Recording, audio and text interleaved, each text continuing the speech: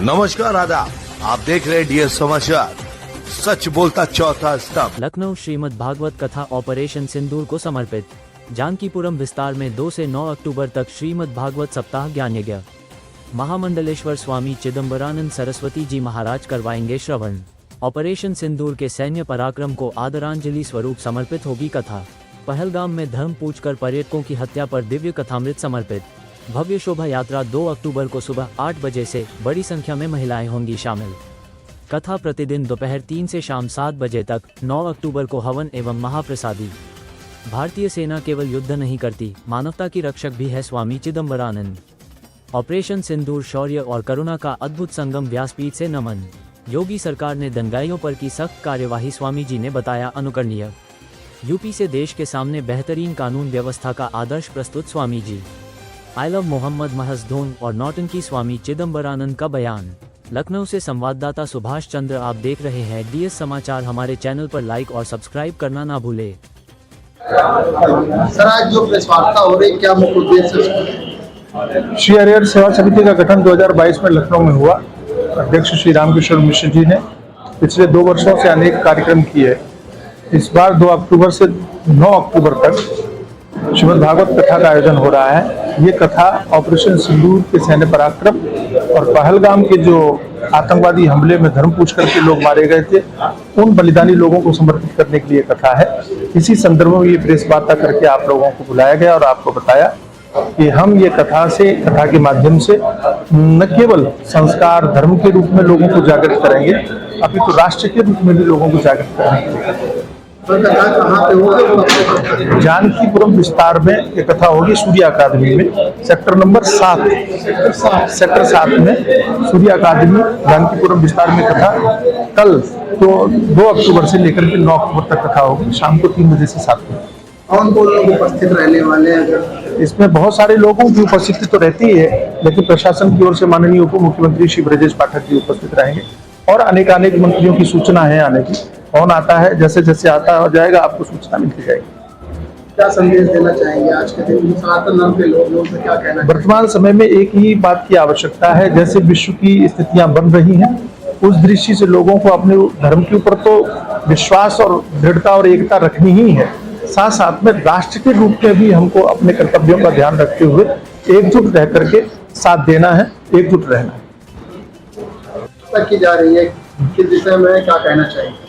ये प्रेस वार्ता एक्चुअली वास्तव में श्री हरिहर सेवा समिति द्वारा पिछले 3 वर्षों से सामाजिक समरसता के उद्देश्य से समाज में एक सामाजिक समरसता की वृद्धि हो बढ़े, उसके तहत इसका गठन हुआ था।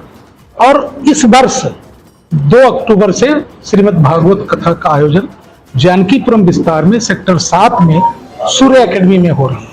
इस बात में खास क्या रहने वाला है? हमारे अनंत श्री विभूषित महामंडलेश्वर स्वामी चिदंबरानंद सरस्वती जी महाराज व्यासपीठ पर आसीन रहेंगे। उसके अलावा जो हमारे पास आज की तारीख में सूचना है, कई अन्य महामंडलेश्वर भी आ रहे हैं, संत समाज के भी प्रतिनिधि आ रहे हैं और हमारे माननीय उप मुख्यमंत्री ब्रजेश पाठक जी ने भी सहर्ष भाग लेने की सहमति दी है। और उद्देश्य हमने शुरुआत में बताया, सामाजिक समरसता मेन है कि सभी समाज के विभिन्न वर्गों में एक संयुक्त प्रयास से सामाजिक समरसता की वृद्धि हो। सर, बात कर ले सनातन धर्म के जो युवा हैं, उनको किस तरह इस यज्ञ में जोड़ने? हाँ, बहुत अच्छा सवाल उठाया। हमारे इस आयोजन में सभी जितने भी हमारे आयोजन होते हैं श्री हरिहर सेवा समिति द्वारा, उसमें युवाओं का सबसे बड़ी हिस्सेदारी होती है और बड़े जोश से, बड़े अपने उस प्रयास के मेहनत से उसको सफल बनाने का प्रयास करते हैं, सब भाग लेते हैं। क्या संदेश देना चाहेंगे? हम तो चाहते हैं सब लोग सनातन धर्म इस धर्म का मूल है और हमें सनातन धर्म के सिद्धांतों का पालन करना चाहिए। न हमें किसी को कोई दूसरे धर्म पर कोई भी आक्षेप या कोई प्रश्न नहीं उठाना चाहिए। अपना सनातन धर्म का ये उद्देश्य। श्री भगवत करने आ रहे हैं या सेवा को, तो उसका मेन उद्देश्य क्या है? देखिए, श्रीमद् भागवत कथा ही नहीं, जितनी भी कथाएं उनका एक ही उद्देश्य है, जीवन कैसे सरल और सहज हो और जीवन हम कैसे जिए। हमारी कथाएं जीवन जीने की कला बताती। भगवान श्री राम का चरित्र उठा के देखिए, उन्होंने मर्यादा के बारे में जीवन को जी करके दिखाया कि मर्यादा क्या होती है, एक आदर्श जीवन कैसा होता है, ऐसा भगवान श्री राम की कथा से मिलता है। और भगवान श्री कृष्ण ये कहते हैं उनके जीवन से कि हमारा व्यवहारिक जीवन कैसा हो। वो एक मर्यादित जीवन जी करके राम की कथा हमें मर्यादित जीवन जीने की प्रेरणा देती है।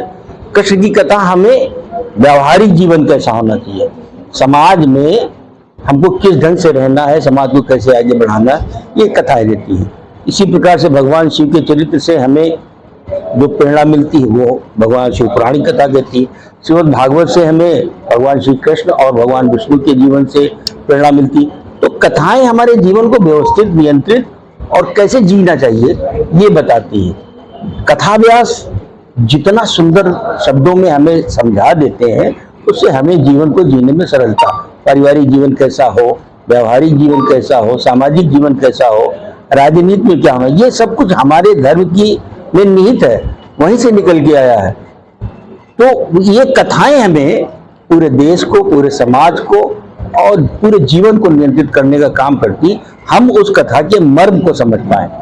कथा केवल आनंद के लिए नहीं, आनंद तो मिलता ही मिलता है। कथा केवल भजन कीर्तन के लिए नहीं, भजन कीर्तन तो मिलता ही मिलता है। इसके साथ ही हमारे जीवन को बदलने का भी ये कथाएं करती। संत महापुरुष जब आते हैं कथा के मंच पर, तो वो अपने जीवन का अनुभव, ईश्वर की कृपा और इसके साथ पूरे जीवन को सुंदर बनाने का कार्य करते हैं।